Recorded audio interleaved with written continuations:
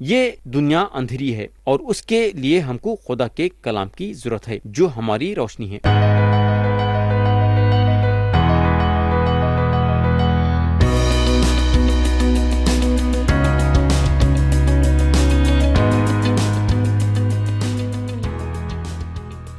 یسوع مسیح کے نام سے السلام علیکم پیارے بھائی اور بہن، آپ لوگوں کو یاد ہوگا کہ گئے وقت ہم زبور کی کتاب باب 115 اور اس کی آیت 12 سے، زبور کی کتاب باب 118 اور اس کی آیت 1 سے 20 تک غور کرے تھے۔ تو پیارے بھائی اور بہن، اب ہم کلام شروع کریں گے اور پڑھیں گے زبور کی کتاب باب 118 اور اس کی آیت 21 اور 22۔ یہاں لکھا ہوا ہے، میں تیرا شکر کروں گا کیونکہ تو نے مجھے جواب دیا اور خود میری نجات بنا ہے۔ جس پتھر کو میماروں نے رد کیا وہی کونے کے سرے کا پتھر ہوگا۔ پیارے بھائی اور بہن، پتھر کا جو لفظ یہاں استعمال ہوا ہے وہ یسوع مسیح کی طرف اشارہ کرتا ہے۔ آیت 24 پڑھیں گے، یہ وہی دن ہے جسے خداوند نے مقرر کیا، ہم اس میں شادمان ہوں گے اور خوشی منائیں گے۔ کیا لکھا ہوا ہے؟ یہ وہی دن ہے جسے خداوند نے مقرر کیا، ہم اس میں شادمان ہوں گے اور خوشی منائیں گے۔ پیارے دوست، لیکن اب سوال یہ پیدا ہوتا ہے کہ یہاں زبور لکھنے والے کون سے دن کے بارے میں بولنا چاہ رہے ہیں؟ یہ جاننا بہت ضروری ہے۔ انہوں وہ دن کے بارے میں بات کر رہے ہیں جو دن کو خدا مقرر کرا۔ کس دن کے بارے میں بات کر رہے ہیں؟ وہ دن کے بارے میں بات کریں جس کو خدا مقرر کرا، ہم اس میں شادمان ہوں گے اور خوشی منائیں گے۔ یعنی کہ نجات کا دن، اور 2000 سال پہلے جب مسیح جو ہیں صلیب پہ اپنی جان دیے ہمارے گناہوں کے معافی کے لیے، وہ دن آ چکا ہے اور ہم اس میں شادمان ہوں گے اور خوشی منائیں گے۔ نجات کے لیے ہم خوشی منانا ہے، بالکل، کیونکہ خدا جو ہے ہم کو نجات دیا ہے۔ اگر آج ہم نجات پائے ہیں بولے تو صرف خدا کے ذریعے سے، جو خدا یسوع مسیح کو ہم پہ ظاہر کرا اور ہم ان پہ ایمان لائے اور خدا ہمارے گناہوں کو معاف کرا اور ہم کو نجات دیا۔ تو آپ سوچ سکتے کہ ہم خدا کی کتنی نئی شکر گزاری کرنا چاہیے اور کتنا نہیں خوش اور شادمان ہونا چاہیے۔ اب ہم پڑھیں گے آیت 25 اور 26۔ آہا اے خداون بچا لے، آہا اے خداون خوشحالی بخش، مبارک ہے وہ جو خداون کے نام سے آتا ہے، ہم نے تم کو خداون کے گھر سے دعا دی ہے۔ پیارے بھائی اور بہن، مبارک ہے وہ جو خداون کے نام سے آتا ہے۔ یہ بات ہمارے خداون یسوع مسیح کے منہ سے نکلی جب انہوں آخری وقت ہیکل کو صاف کرے اور اس کے بعد یروشلم پہ روئے۔ اب ہم آیت 27 پڑھیں گے، یہوہ ہی خدا ہے اور اسی نے ہم کو نور بخشا ہے، قربانی کو مذبح کے سینگوں سے رسیوں سے باندھو۔ یہ جو ہے صلیب پہ یسوع مسیح کی ایک تصویر ہے جو انہوں اپنے آپ کو آپ کے لیے اور میرے لیے قربان کر دیے۔ آیت 28 اور 29 پڑھیں گے، تو میرا خدا ہے، میں تیرا شکر کروں گا، تو میرا خدا ہے، میں تیری تمجید کروں گا۔ خداوند کا شکر کرو کیونکہ وہ بھلا ہے اور اس کی شفقت ابدی ہے۔ پیارے بھائی اور بہن، کاش کہ میں آپ کو یہ حقیقت بتا سکتا کہ آپ اور میں کتنا نہیں خدا کی حمد و ثنا کرنا ہے۔ ہم ہمارے طور طریقوں میں اتنے جکڑے ہوئے ہیں جس کی وجہ سے ہم جیسا خداوند کی حمد و ثنا کرنا چاہیے نہیں کر سک رہے۔ میرے بھائی اور بہن، خدا چاہتا ہے کہ جیسا پھول کھلتا ہے اسی طریقے سے ہم اپنے آپ کو کھول کے خدا کی حمد و ثنا کرنا اور اس کے نام کو اونچا اٹھانا۔ تو یہاں ختم ہوا باب 118۔ اب ہم اٹھائیں گے باب 119۔ باب 119 کا مضمون ہے خدا کے کلام کی حمد و ثنا۔ تو اب ہم ایک ऐसे बाब पे आ रहे हैं जो कि बाइबल शरीफ का सबसे बड़ा बाब है। इसमें 174 आयतें हैं और शायद 2 आयतों को छोड़ के हर एक आयत में खुदा के कलाम की हम्दो सना है। प्यारे भाई और बहन, हम हर एक आयतों पे तो नए गौर कर सकेंगे क्योंकि ये एक लंबा बाब है। हम सिर्फ चंद आयतों पे गौर करेंगे। हम पढ़ेंगे आयत 1 और 2। यहां लिखा हुआ है, मुबारक हैं वो जो कामिल रफ्तार हैं, मुबारक हैं वो जो उसकी शहादतों को मानते हैं और पूरे दिल से उसके तालिब हैं। प्यारे भाई और बहन, खुदा के तालिब रहना है तो आधे दिल से नहीं बल्कि पूरे दिल से रहना चाहिए। कई लोग जो यीशु मसीह पे ईमान लाए हैं बाइबल शरीफ पढ़ना शुरू करते हैं, दुआ करना शुरू करते हैं, इबादत करना शुरू करते हैं, मगर क्या हो जाता बोले तो 1-2 साल के बाद ठंडे पड़ जाते हैं। अपने दिल से वो ख्वाहिश निकाल देते हैं खुदा का कलाम पढ़ने के लिए, खुदा से दुआ करने के लिए और खुदा की इबादत करने के लिए। मगर ऐसा होना नहीं चाहिए। जब हम खुदावंद पे ईमान लाए हैं और जब हम यीशु मसीह को अपना मुंजी और खुदा माने हैं तो हमारा फर्ज ये बनता कि हम हमेशा खुदा के सच्चाई में कायम रहना। हम कैसा रहना चाहिए बोले तो वो मुबारक आदमी के वैसा रहना चाहिए जिसके बारे में ज़बूर 1 में बताया गया है। यहाँ क्या लिखा हुआ है, मुबारक है वो आदमी जो शरीरों की सलाह पर नहीं चलता और खताकारों की राह में खड़ा नहीं होता और ठट्टेबाजों की मजलिस में नहीं बैठता, बल्कि खुदावंद की शरीयत में उसकी खुशनुदी है और उसी की शरीयत पर दिन रात उसका ध्यान रहता है। तो प्यारे भाई और बहन, यहाँ क्या लिखा हुआ है, उसी की शरीयत पर दिन रात उसका ध्यान रहता है। तो आप सोच सकते कि हम खुदा के कदमों पर कितना नहीं बैठना चाहिए। दिन और रात याद रखो, खुदा का कलाम यहाँ बताता है।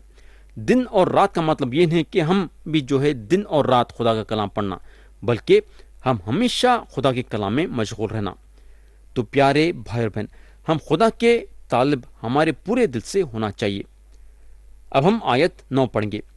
जवान अपनी रविश किस तरह पाक रखे, तेरे कलाम के मुताबिक उस पर निगाह रखने से।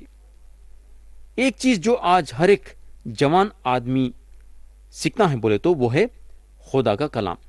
उन लोगों को हर चीज स्कूल या कॉलेज में सिखाई जाती है, लेकिन आदमी खुदा के कलाम के बारे में भी जानना जरूरी है। आयत 11 पढ़ेंगे। मैंने तेरे कलाम को अपने दिल में रख लिया है ताकि मैं तेरे खिलाफ गुनाह ना करूं। जब ज़बूर लिखने वाले ये लिखते हैं कि मैंने तेरे कलाम को अपने दिल में रख लिया है ताकि मैं तेरे खिलाफ गुनाह ना करूं, तो उसका मतलब यह है कि खुदा के कलाम पे अमल करना ये हमारे लिए बहुत ही जरूरी है। ये शक की बात नहीं है कि हम खुदा का कलाम पढ़ते होंगे, और कई लोग ये दुनिया में हैं कि एक साल में कम से कम 4-5 बार बाइबल शरीफ को पढ़ लेते हैं, लेकिन क्या वो काफ़ी है? क्या खुदा का कलाम हमको ये बताता है क्या कि हम सिर्फ बाइबल शरीफ को पढ़ना और कुछ करना नहीं है? ऐसी बात नहीं, बल्कि पढ़ने के साथ साथ खुदा के कलाम पे अमल भी करना है। अब हम आयत 18 पढ़ेंगे। मेरी आंखें खोल दे ताकि मैं तेरी शरीयत के अजायब देखूं। प्यारे भाई और बहन, खुदा के कलाम के रूहानी भेदों को देखने के लिए हमारे आंखें खुले रहना चाहिए। ये तो बहुत जरूरी है, और हमारे आंखों को खोलने वाला खुदा है, और इसके लिए हम खुदा से दुआ करना जैसा ज़बूर लिखने वाले दुआ करें। अब हम आयत 25 पढ़ेंगे। मेरी जान खाक में मिल गई, तू अपने कलाम के मुताबिक मुझे जिंदा कर। मेरे भाई, आज के जो हालात हैं हमको नीचे गिराने के हालात हैं। हर चीज हमको नीचे गिराती है। अब सवाल यह पैदा होता है कि हम इस पे कैसा काबू पा सकते हैं। इसका तरीका हमको आयत 25 और उसके दूसरे हिस्से में मिलेगा, जहां लिखा हुआ है, तू अपने कलाम के मुताबिक मुझे जिंदा कर। तो प्यारे भाई और बहन, خدا کا کلام ہم کو اٹھاتا ہے اور ہم کو بحال کرتا ہے۔ ہمارا کام یہ ہے کہ ہم کلام میں مشغول رہنا۔ اب ہم آیت 33 پڑھیں گے۔ اے خداون، مجھے اپنے آئین کی راہ بتا اور میں آخر تک اس پر چلوں گا۔ تو یہاں زبور لکھنے والے یہ ظاہر کرے ہیں کہ انہوں خدا کے پاس سے سیکھنا چاہتے ہیں اور وہ سارے باتوں پہ عمل بھی کرنا چاہتے ہیں۔ بولنے کا مطلب یہ ہے کہ سیکھنے کے ساتھ ساتھ عمل بھی کرنا چاہتے ہیں۔ یہ کتنی اچھی بات ہے۔ ہمارا بھی کام ایسا ہی ہونا چاہیے۔ اب ہم آیت 41 پڑھیں گے۔ اے خداون، تیرے قول کے مطابق تیری شفقت اور تیری نجات مجھے نصیب ہو۔ تو یہاں زبور لکھنے والے خدا کے طرف سے شفقت چاہتے ہیں۔ آیت 47 پڑھیں گے۔ تیرے فرمان مجھے عزیز ہیں، میں ان میں مسرور رہوں گا۔ کیا آپ خدا کے کلام سے محبت رکھتے ہیں کیا؟ اگر آپ خدا کے کلام سے محبت نہیں رکھتے ہیں تو خدا سے دعا کرو کہ مالک تیرے کلام سے محبت رکھنے کے لیے میرے دل میں خواہش پیدا کر۔ اور میں یقین دلاتا ہوں کہ اگر آپ دعا کریں گے تو خدا بالکل آپ کے دل میں خواہش پیدا کریں گا اس کے کلام کے ساتھ محبت رکھنے کے لیے۔ آیت 49 پڑھیں گے۔ جو کلام تو نے اپنے بندے سے کیا اسے یاد کر، کیونکہ تو نے مجھے امید دلائی ہے۔ یہاں زبور لکھنے والے سے خدا وعدہ کرا ہے۔ وہ کیا وعدہ کرا یہ تو پتہ نہیں، مگر یہاں خدا سے انہوں بولتے ہیں کہ جو وعدہ تو میرے سے کرا تھا وہ یاد کر۔ یعنی کہ زبور لکھنے والے شاید یہ چاہتے ہیں کہ خدا اپنے وعدے کو جو ان کے ساتھ کرا تھا وہ وعدے کو جلد سے جلد پورا کرنا۔ آیت 57 پڑھیں گے۔ خداون میرا بکرا ہے، میں نے کہا ہے میں تیری باتیں مانوں گا۔ تو یہاں زبور لکھنے والے یہ فیصلہ کرے کہ انہوں خدا کے باتوں کو مانیں گے۔ خدا کے باتوں کو ماننے کا مطلب ہے خدا کے حکموں پہ عمل کرنا، خدا کے راہوں پہ چلنا۔ آیت 62 پڑھیں گے۔ تیری صداقت کے احکام کے لیے میں آدھی رات کو تیرا شکر کرنے کو اٹھوں گا۔ پیارے بھائی اور بہن، کیا آپ بیچ رات میں اٹھ کے اس کے کلام کے لیے شکر گزاری کر رہے ہیں کیا؟ اگر نہیں کرے ہیں تو آج سے آپ شروع کر سکتے ہیں۔ آیت 69 اور 70 پڑھیں گے۔ مغروروں نے مجھ پر بہتان باندھا ہے، میں پورے دل سے تیرے قوانین کو مانوں گا۔ ان کے دل چکنائی سے فربی ہو گئے، لیکن میں تیری شریعت میں مسرور ہوں۔ یہاں زبور لکھنے والے ایک اچھی بات بولتے ہیں۔ انہوں بولتے ہیں میں پورے دل سے تیرے قوانین کو مانوں گا۔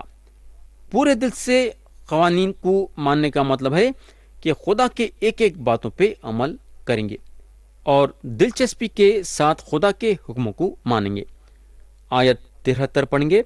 لکھا ہوا ہے، تیرے ہاتھوں نے مجھے بنایا اور ترتیب دی، مجھے فہم عطا کر تاکہ تیرے فرمان سیکھ لوں۔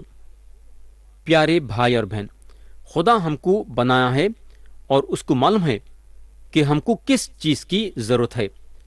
ہمارے سب سے پہلی ضرورت ہے خدا کا کلام، اور اس کے بارے میں زبور لکھنے والے یہاں ہم کو بتا رہے ہیں۔ آیت 83 پڑھیں گے۔ میں اس مشخیزے کی مانند ہو گیا جو دھوئیں میں ہو، تو بھی میں تیرے آئین کو نہیں بھولتا۔